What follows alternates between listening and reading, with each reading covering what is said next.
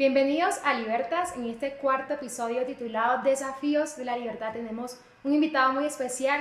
Es Carlos Chacón, el director ejecutivo del ICP, el Instituto de Ciencias Políticas Hernán Echavarría Olózoga. Bienvenido, Carlos. Qué gusto que estés acá con nosotros compartiendo de tu espacio y que podamos hablar un poco más de quién es Carlos, de tu historia y que nos cuentes pues cómo has llegado a donde estás. Muchas gracias, Eli, por la invitación. Un saludo muy especial a todos los que nos ven y los que nos escuchan. Muy emocionado con este proyecto de ustedes. Me parece importantísimo difundir las ideas de la libertad. Bueno, muchas gracias, Carlos. Bueno, cuéntanos un poco de tu historia, Carlos, cómo has llegado a ser el director ejecutivo del ICP y qué es lo que te ha motivado a esto, a tomar esta decisión. Bueno, yo soy abogado, yo nací en Bucaramanga. Soy abogado de la Universidad Autónoma de Bucaramanga, tengo una maestría en estudios políticos internacionales, otra en seguridad y defensa, una especialización en integración regional. Por mucho tiempo yo trabajé en una organización internacional, el Parlamento Andino, donde tuve la oportunidad de conocer muchos temas regionales, políticos, legislativos, regulatorios y sobre todo en temas políticos de ver discusiones con políticos de toda la región sobre temas de desarrollo económico, de comercio internacional, de integración regional, de seguridad, en fin, un montón de temas, temas sociales, temas de educación, etc. Y si bien yo no era el más liberal, siempre me incliné mucho por las ideas de la libertad, pero no lo sabía, digamos. En la universidad en pregrado yo nunca estudié este tipo de ideas. Yo estudié Derecho y a los abogados nos enseñan todo sobre el Estado, ¿no? El Leviatán, el omnipotente, el todopoderoso Estado que todo lo resuelve. Las maestrías igual con un enfoque muy estatista. Pero fíjate que fue precisamente mi ejercicio profesional el que me permitió a mí ir dándome cuenta de un montón de contradicciones en aquellos que ponían toda su confianza en que el Estado de alguna manera iba a solucionar los problemas. Especialmente en una región como América Latina con países golpeados casi que por los mismos problemas. Bajo crecimiento, mucha corrupción, hoy en día ya podríamos decir que un fenómeno generalizado de inseguridad y de violencia y crimen organizado, mucha digamos, división política interna, un crecimiento mediocre y por lo tanto muchos problemas para superar la pobreza, en fin.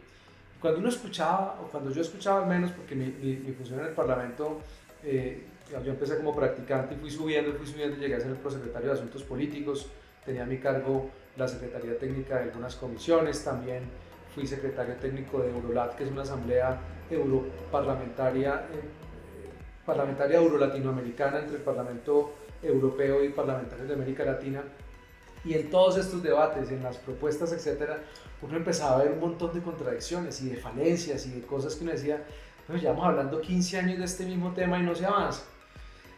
En ese transcurso, yo dirigí dentro del Parlamento un centro de estudios parlamentarios y ahí tuve la oportunidad de conocer a varias personas y de vincularme a redes internacionales de centros de pensamiento.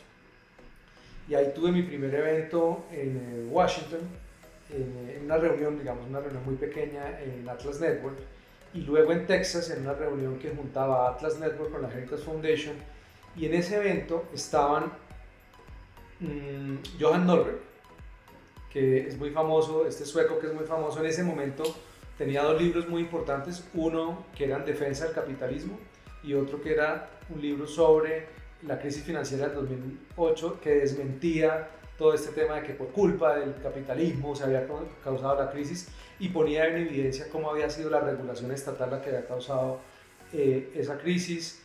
Ahí tuve la oportunidad de escuchar a otros grandes defensores de la libertad que en ese momento pues yo en Colombia no se conocía, no se hablaba de ese tema, y ahí entendí la importancia de los centros de pensamiento y de las ideas de la libertad. Y ese día estaban regalando un libro de un político de República Checa, Václav Klaus, que fue el que hizo toda la reconstrucción de la República Checa después de que dejó de ser República Soviética.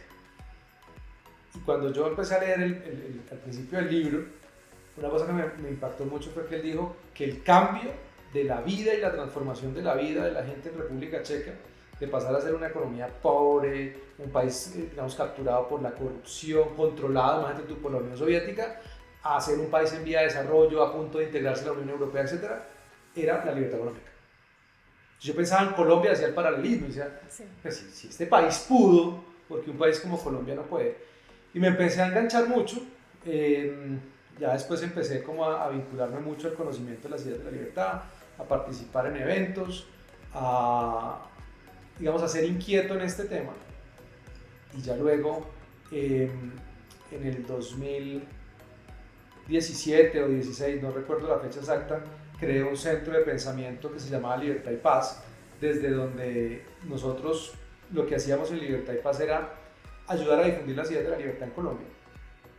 Libertad y Paz empezó a hacer eventos con académicos liberales, Antonella Martí, Héctor Ñaupari, que en paz descanse, que era un peruano que ha escrito mucho o escribía mucho sobre poesía y cultura liberal, Orlando Avendaño, un venezolano que hoy es un gran referente de la causa venezolana, de la oposición venezolana en el mundo, y lo que hacíamos era hacer eventos en universidades con jóvenes para hablar de estos temas. Y luego, en el año 2019, la exdirectora del instituto me dice, ¿no te interesaría ser el director académico del ICP? Y yo dije, me encanta, ¿qué hay que hacer? ¿Dónde firmo? Fue una transición, porque hay que decirlo, digamos, yo tenía unas condiciones específicas en el Parlamento, un statu quo, casi 20 años de ser funcionario de organismo internacional, con temas a mi cargo, etcétera, pero, digamos, claramente tenía absolutamente claros 3 cosas en mi vida. Un propósito de vida, que es trabajar en defensa de la libertad, 24/7. No simplemente por una coyuntura o porque se puso de moda, más cuento esta historia desde donde vengo para que no se crea que es que ahora me estoy montando en la ola de los libertarios y de los liberales clásicos, etc. Sí. Sino esto lleva mucho tiempo en mí, más pues también tuve actividad política en algún momento en mi vida, y en 2019 vengo, y la segunda cosa que me queda absolutamente clara, además de ese propósito, es que es muy importante hacer y no simplemente ser. Muchos quieren ser referentes, ser reconocidos, incluso ser candidatos. El otro día en un evento que nos invitaba el Movimiento Libertario les decía, todos están muy preocupados por ver quién quiere ser el Milei colombiano, pero no hacen, no llevan las ideas a los colegios, a las universidades, a la comunidad, no hacen investigación, no hacen propuestas robustas, técnicas, que demuestren por qué la libertad económica es moral y materialmente superior que cualquier otra idea. Entonces, poco el tercer elemento tiene que ver con realmente hacer de la libertad un proyecto de vida que trasciende cualquier coyuntura profesional o personal. Y entonces ahí es donde uno dice, cuando yo tengo las cosas claras, sé qué quiero ser, sé para dónde voy, sé cuál es mi propósito, pues uno se dedica a esto con pasión, lo hace con entrega y lo disfruta, que para mí en serio no es un trabajo. Yo disfruto profundamente porque estoy absolutamente convencido de lo que hago. No lo hago porque me toca, lo hago porque me gusta. Entonces soy tal vez de las pocas personas muy afortunadas en el mundo que logran hacer para subsistir, es decir, para trabajar, para recibir un salario, lo que le gusta hacer. Y eso para mí pues es muy valioso. Carlos, ¿y tú podrías decir qué significa la libertad? O sea, en tu vida yo creo que hay veces que las personas llegamos a creer que la libertad económica es solo para los empresarios o para las personas que tienen grandes empresas y tienen un monopolio. ¿Cómo podríamos decir o entender qué es la libertad para tu vida? La libertad es dignidad. Sin libertad la gente no tiene dignidad. Insisto, la libertad es la dignidad. La libertad es poder tener un propósito en la vida. La libertad es poder salir adelante. La libertad es poder trabajar, es poder emprender, es poder soñar, es poder tener una relación sentimental, es poder ahorrar, invertir, lo es en serio todo. Si tú no tienes libertad o si tú tienes grados de libertad, a ti te están quitando dignidad. Por eso defender la libertad es algo connatural al ser humano. Y por eso lo que hemos visto es que en el mundo lo que han habido son procesos emancipadores, porque es contra natura que controlen al ser humano. Por eso los últimos 200 años, que es cuando logramos emanciparnos del poder del Estado, del monarca, del señor feudal, cuando realmente entendimos que la soberanía residía en el individuo, es que la humanidad cambió. ¿Por qué para mí la libertad es todo? Miren, yo soy hijo de una secretaria, madre soltera. Mi mamá tuvo 2 trabajos para sacarme adelante. Tuvo un trabajo como secretaria de un colegio público y un trabajo como secretaria de un colegio privado. Mi mamá era una campesina que llegó a la ciudad estudió para ser secretaria y fue secretaria y se pensionó siendo secretaria, cosa que me hace sentir muy orgulloso. Pero el hecho que mi mamá hubiera podido trabajar, tener 2 trabajos, ahorrar, comprarse una casa, que sí, que terminó pagando la casa más de lo que hubiera costado porque fue por crédito hipotecario, pero menos mal tuvo acceso al crédito. Hoy en día tiene una casa que es de ella, una pensión porque pudo ahorrar para su pensión y pudo sacarme adelante a mí. Y yo estudié en una universidad privada gracias al ICETEX.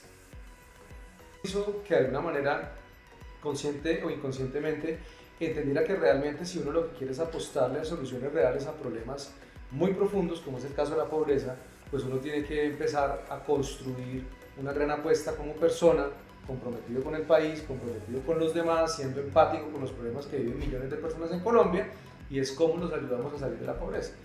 Y es defendiendo un modelo que ha demostrado en el mundo funcionar, que es superior en serio en cualquier evidencia empírica que tú veas de sacar gente de la pobreza.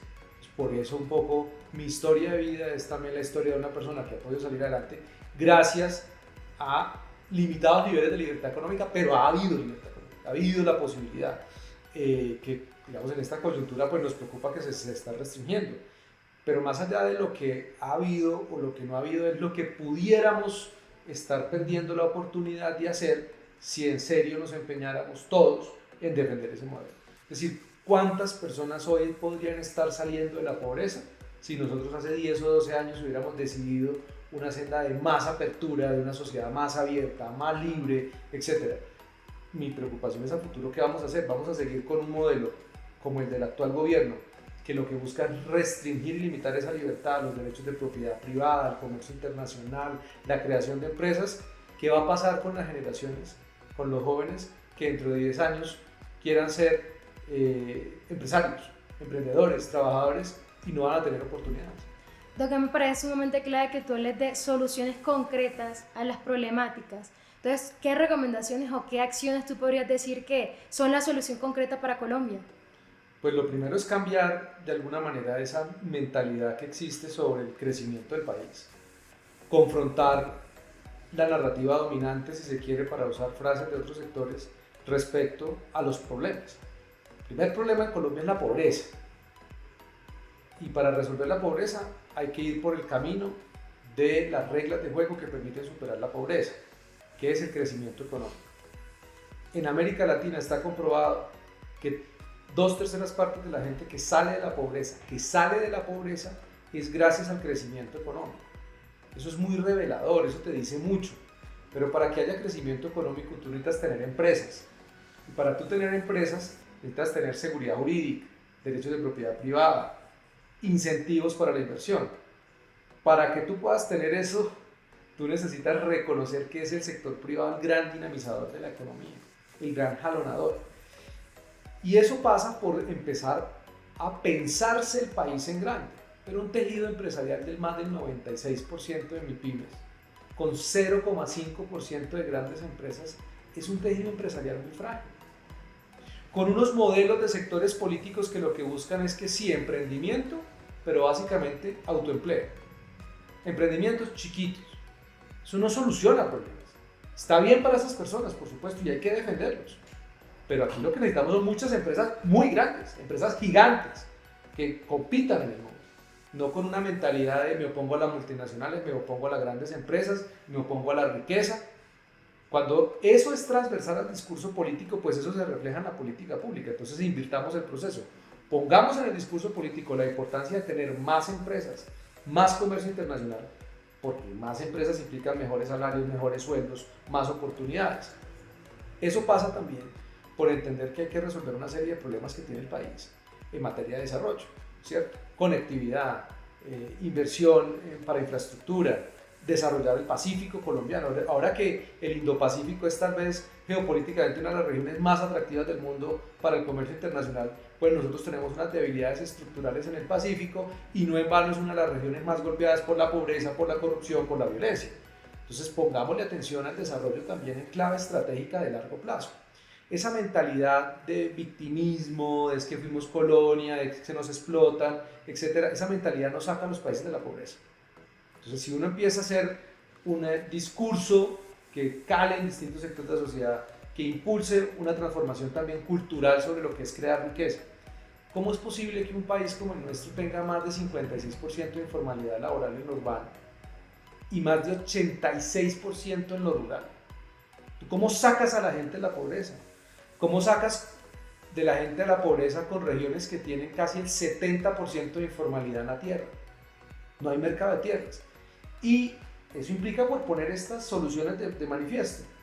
Cuando uno mira los temas de desarrollo y pobreza, entonces la respuesta común de los investigadores es que hace falta más Estado. ¿Será más Estado o será mercado? ¿Alguien se ha preguntado, ¿no será que no hay mercados? ¿No será que no es posible construir grandes cadenas de valor en los territorios que le permitan a la gente incorporarse a esas cadenas de valor? ¿No será que es una arquitectura institucional llena de trámites burocráticos, como los que medimos en el Instituto de Ciencia Política con nuestro índice de burocracia, que mide, en el caso del año 2023, 755 horas para un microempresario cumplir trámites burocráticos, es decir, casi 60 días del año laboral cumpliendo trámites burocráticos? ¿Quién puede emprender así? ¿Quién se puede enfocar en crear valor, en crear riqueza? Es imposible. Y claro, a mayor burocracia, mayor corrupción. Entonces nos preocupa la corrupción, pues eliminemos el poder de las entidades del Estado, estarlo regulando absolutamente todo. Solucionemos los problemas, enfoquémonos en lo que es importante. 22 reformas tributarias en 30 años. ¿Te parece que eso genera estabilidad, predictibilidad? Alguien va a invertir en Colombia, pero no porque es muy probable que alguien que estuviera viendo esto dijera, bueno, pero hay empresas que sí invierten, sí, pero en alto riesgo. Pero ¿por qué no pensar en traernos 10 o 20 empresas más como esas que inviertan? ¿Por qué no cuadruplicar la inversión porque generamos un entorno de competitividad? Los países que hoy en día están creciendo rápidamente son los países que han entendido la importancia de estas variables. Entonces, soluciones. Revisar ese modelo que tenemos nosotros, que impide la formalización de las empresas, el crecimiento de las empresas, que impide que nos integremos a cadenas de valor global. Hay que abrir la economía colombiana. Contrario a lo que muchos afirman, que culpan a los TLCs y a la apertura económica de las tragedias de Colombia, lo cierto es que Colombia es una economía muy cerrada, deliberadamente proteccionista. No lo digo yo, lo dice el estudio de caso que hizo el Legatum Institute del Reino Unido y está en internet, se llama así, Estudio de Caso Colombia Apertura Económica, y dice que Colombia es una economía deliberadamente proteccionista. Deliberadamente, es decir, el cronicapitalismo se vive en Colombia. Sectores específicos que gracias al poder del gobierno y del Estado imponen barreras al libre comercio. Eso nos empobrece a todos. Entonces la falta de desarrollo del sector rural, de pobreza en el sector rural, no es por culpa del TLC, es porque como país no hemos tenido una vocación realmente de crecimiento económico, no hemos tenido hambre de generar riqueza, nos hemos básicamente conformado con unos niveles de crecimiento del 3, el 5 en el mejor de los casos. Eso es mediocre para un país que tiene la potencialidad de tener acceso a dos mercados importantísimos, Unión Europea, Estados Unidos por un lado en el Atlántico, pero todo el Indo-Pacífico. No, nuestra vocación sigue siendo especialmente exportar petróleo y carbón, casi 60% de la canasta exportadora, y flores y café. ¿Qué país se desarrolla con eso? Es que uno de los grandes miedos que tiene el crecimiento económico y generar crecimiento económico es la desigualdad, porque entonces se cree y se pretende que solo se va a favorecer a un grupo poblacional. ¿Qué nos podrías decir tú respecto a esto? La desigualdad que a mí más me incomoda y que más nos causa daño es la desigualdad de los privilegios, de los que tienen gracias al poder que ejercen dentro del Estado, dentro del gobierno, gracias a esa gestión de intereses y a esa captura de privilegios y de renta que hacen unos pocos gracias al gobierno. Pero que para mí mañana tú tengas una innovación y te vuelvas archimillonario, no me incomoda. Que hay una gente que se está quedando atrás, pero por supuesto, es inaceptable, insisto, los niveles de pobreza. Hemos reducido la pobreza, sí, pasamos del 60 al 33, pero es que a mí me preocupa mucho más que la gente no pueda salir de la pobreza, que no haya movilidad social. Para mí que ojalá muchos sean ricos. Por eso te digo, nos falta hambre de querer riqueza. Que haya mucha gente que pueda ser rica. Que no solamente unos pocos lo puedan hacer porque logran los privilegios y las prebendas del Estado. Esa es la desigualdad que sí me incomoda. La del funcionario público que con un relato y una narrativa en contra de los ricos y de las empresas saca plata del sector privado y de nuestros bolsillos, porque eso se traduce a los consumidores para él tener celulares, camionetas, escoltas, viajes, privilegios que no tenemos los demás, que nos toca trabajarlos. Yo este año pagué, no me lo estás preguntando, pero este año pagué 2 meses de mi salario de declaración de renta. Es decir, yo trabajé 2 meses para el Estado colombiano. ¿Y qué más quisiera yo que esa plata le llegue a una familia en La Guajira? O que esos recursos le financien la educación a 5, 6 o 10 niños en Casanare o en la Amazonas. Yo sería el más contento, feliz me sentiría, orgulloso. Pero desafortunadamente mucha de esa plata se va en los hechos de corrupción que vemos día a día, en funcionarios públicos que acosan mujeres, en pagarles privilegios a un montón de funcionarios que no generan ningún valor. Entonces, con eso tú no logras salir adelante. El problema de la desigualdad real es ese. Y el problema es que como nos hemos enfocado en el tema de la desigualdad, hemos olvidado el problema de la pobreza. Pues yo te hago una pregunta. ¿Cómo se resuelve la desigualdad? Es imposible, somos naturalmente. Pero digamos que lo pudiéramos hacer, que tú tienes hoy el poder de resolver la desigualdad. ¿Cómo lo logras? Lo logras a través de 2 formas. Una que es moral y una que es inmoral. La inmoral es quitándole a uno para darles a otros. Y en ese proceso generas todos los incentivos para el que está en el medio, que es el burócrata, el político, cobre peaje y se haga rico. Y por eso la corrupción. Entonces la gente se indigna con la corrupción, pero entiende que esa es la vía. Y la moral, la vía moral, es generando mercado.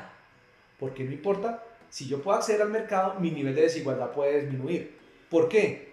Porque ahí le estoy apuntando a lo más importante, que es sacar a la gente de la pobreza. Que la gente tenga un ingreso, que la gente pueda ahorrar, pueda acumular capital, pueda montar un negocio y su negocio pueda crecer. No negocio de autoempleo, no negocios chiquiticos de pan coger, que es la visión de muchos en este país cuando hablan del campesino, y lo digo porque mi familia es campesina, que quieren ver al campesinito, ¿cierto?, disminuido y sin dignidad únicamente con pan coger, que su finquita, que su tierrita sea para producir lo que él se coma, es decir, tenerlo sometido y hundido en la pobreza. No, yo quiero el campesino que pueda acumular capital, que puede traer tecnología, que pueda traer inversión y pueda asociarse con sus vecinos y pueda crecer. Pero eso implica tener hambre de este tipo de cosas, es decir, tener ambición de soñarse el país así. Pero si nos quedamos en la desigualdad, es cómo le quitamos a uno para darles a otros. Y aquí ese discurso está arraigado en toda la élite, porque les parece que eso no pasa nada, quitarles a unos y darles a otros. Alguna vez me decía un senador que a él le parecía legítimo, decía, hacerle cosquillas a los ricos para que suelten unos pesitos para darles a los pobres. Eso, pues eso básicamente llama robar. ¿Sí me entiendes? Es quitarle a unos para darles a otros, eso tiene unas implicaciones. Ahora, nadie está diciendo que no hay que atender y que no hay que proveer bienes y servicios públicos, pero por supuesto. Pero lo veníamos haciendo en muchos temas y habíamos mejorado. La salud es un ejemplo. Ahora, yo para resolver esos problemas de inequidad, yo lo puedo hacer más eficientemente de la mano del sector privado, porque puedo ampliar la cobertura, mejorar la calidad. Pero es que los privados y entonces la corrupción, pues miremos dónde están, ¿cierto?, los incentivos que permiten esa corrupción, y generalmente son culpa de la regulación, o porque no permiten más competencia. Pensemos en los fondos de pensiones o pensemos en las EPS, porque la regulación está tan amarrada que solo unos pocos puedan participar, que al no haber más competencia no entran otras empresas que generen mayores eficiencias. Entonces nos quedamos con cosas pequeñas, pero aún con esas cosas pequeñas que hemos tenido, veníamos superando problemas sociales de inequidad para facilitar y ayudar a los que lo necesitan. Pero el problema es que nos obsesionamos con el tema de la desigualdad a través de soluciones que son las soluciones inmorales, que es redistribuir, que es quitar, y no de las soluciones morales, que es generar oportunidades para que todos puedan hacer parte del proceso de mercado. Y eso pasa por un elemento adicional, y es que se nos olvida la dignidad de la gente. Tratamos a las personas como niños, como incapaces, les quitamos la dignidad para justificar, confiscar la riqueza de otros. Cuando tú empoderas a los seres humanos, cuando tú reconoces que los individuos son adultos y que deben ser tratados con dignidad y como adultos, esas personas pueden salir más fácil de la pobreza. Pero cuando tú los sigues tratando como niños incapaces, pues lo único que haces es darles migajas para que subsistan, no para que salgan de la pobreza, simplemente para que subsistan. ¿Que eso quiere decir que no me preocupen los más pobres hoy en el Chocó, en La Guajira? No, ellos son los que me preocupan. A ellos son los que yo quiero llegar con soluciones. Pero yo necesito que en esos territorios haya condiciones para que haya más empresas, más mercado, títulos de propiedad de su tierra, que puedan emprender, que puedan trabajar. Eso es lo que necesitamos priorizar, no simplemente quitarle a uno para darles a otros. ¿Qué recomendaciones tú nos darías a todas las personas que estamos escuchando este podcast para poder vivir en libertad y superar los desafíos? Tú nos contaste toda tu historia, desde lo que vivió tu mamá y lo que tú hoy eres y cómo vives por la libertad de manera apasionada. Entonces, ¿qué recomendaciones podríamos tener nosotros para poder vivir así y poder convertir nuestra vida un poco más libre? Mira, yo creo que uno es descubrir el propósito. Ese es un esfuerzo individual que cada uno tiene que hacer. Pero preguntarse cuál es mi propósito en la vida. ¿Qué necesito para cumplir ese propósito? Y entender que la libertad viene atada a algo que es inseparable, no se puede separar, es la responsabilidad. La gente quiere a veces también, que ya es el otro extremo, solo libertad. No. Acá hay también un elemento fundamental de responsabilidad. Queremos vivir en una sociedad, no hablar ni siquiera de un país, queremos vivir en una sociedad libre, próspera y segura, donde se proteja la vida, la libertad y la propiedad. Como individuos, así como yo defiendo profundamente que el soberano es el individuo, como individuos tenemos que asumir nuestra libertad con responsabilidad. Y cuando uno hace eso, uno proyecta hacia el mundo también qué es lo que quiere ser y hacer. El problema es que muchas veces nos quedamos con el ser, que quiero ser, y no con el hacer. Y yo creo que en gran medida esa responsabilidad implica, yo puedo ser pobre, yo puedo venir de una situación de pobreza, pero yo no estoy condenado a quedarme ahí. Yo puedo hacer. Y te hago un ejemplo muy corto con esta recomendación. Este aparato, hoy me hace uno de los hombres más ricos del mundo. Si yo me comparo con los últimos 500 o 600 o 1000 años de la humanidad, este aparato. ¿Cuál es mi diferencia o cuál es la diferencia de muchos hoy que tienen un aparato de estos, el que sea, la marca que sea, pero que tiene acceso a internet, a cursos gratuitos, a programas de formación, a videos en YouTube, a tutoriales? Algo que yo le digo a mi equipo y que se ríen es, yo no le acepto hoy en día a nadie que me diga, yo no sé hacer. Usted le pregunta a YouTube y hay un tutorial. Hasta ChatGPT, hasta para las cosas malas hay tutoriales, ¿cuánto no para las cosas buenas?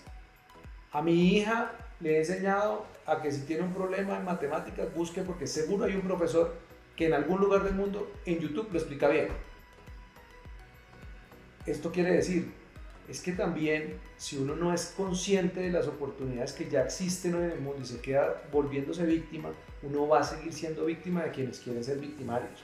Y es de quienes nos quieren ignorantes, yo sí creo que no son los ricos los que nos quieren pobres, además porque no es coherente. Para los ricos es importante, para las empresas es importante que tengamos ingreso para consumir, ¿cierto? Entonces quieren que las personas tengan poder adquisitivo.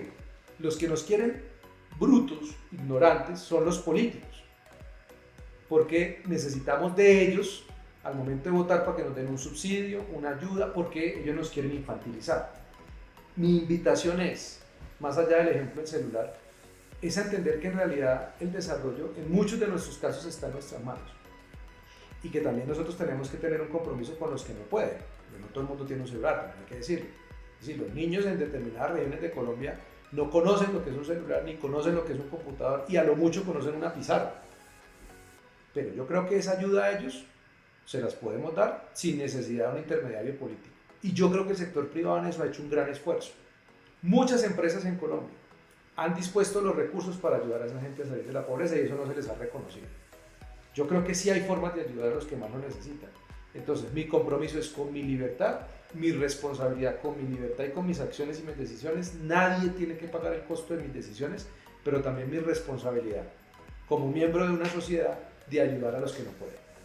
Eso no quiere decir que uno no reconozca que hay gente que no puede, todo lo contrario, sí los reconozco y sí los quiero ayudar, pero los quiero ayudar realmente a salir de la pobreza, no a que sean dependientes de un subsidio, porque la tarea fácil uno aquí en Bogotá y en una casa como esta con chimenea atrás, pues sería decir, ay, que le den un subsidio, como si eso solucionara algo. tenemos que movilizarnos también a ayudar a salir a esa gente adelante. Y eso implica no quedarnos en la zona de confort. Y ese sí es tal vez el mantra de mi vida, nunca ser conforme con nada. Y yo creo que uno nunca se debe conformar. Yo pude haberme quedado en Bucaramanga, pude haberme quedado con, ay, pobrecito, es que yo soy hijo de una madre, ¿cierto? No, si otro puede, yo también puedo. Y busco la manera. Y creo que a los jóvenes que nos ven que están siguiendo el podcast y en las actividades de Students for Liberty, es decirles, tengan hambre de salir adelante. No basta con las ganas, por supuesto, las oportunidades son importantes, pero una sociedad con más libertad es una sociedad con más oportunidades. El Estado quita oportunidades. Es mentira que las da, porque para darlas tiene que empezar a restringir los niveles de libertad. Parece contradictorio, sí. Pero para dar oportunidades lo que tiene que hacer es limitar las libertades. Y al momento que hace eso, inmediatamente, al día siguiente ya está coartando oportunidades para muchos. Entonces, entre más libertad defendamos, más oportunidades para todos. Entonces, un país en el que nos dediquemos, y la invitación es, creemos oportunidades, ¿cómo? Creando valor, permitiendo que la gente cree valor a través de su vida, de su proyecto de vida. Si tu proyecto de vida no crea valor, deberías reflexionar. Todo proyecto de vida, todo propósito de vida debe apuntar a crear valor. Si tú creas valor, creas riqueza. En muchos sentidos, no solamente material.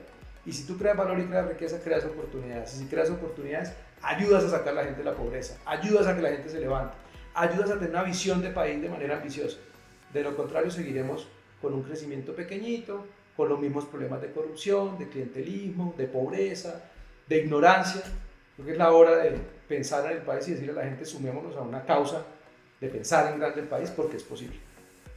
Bueno, mil gracias, Carlos, por esta invitación que nos llama a hacer, literalmente a crear valor con nuestras vidas y a tener un propósito. Bueno, los invitamos a que nos puedan dejar nuestros comentarios en este podcast y nos vemos en un próximo episodio.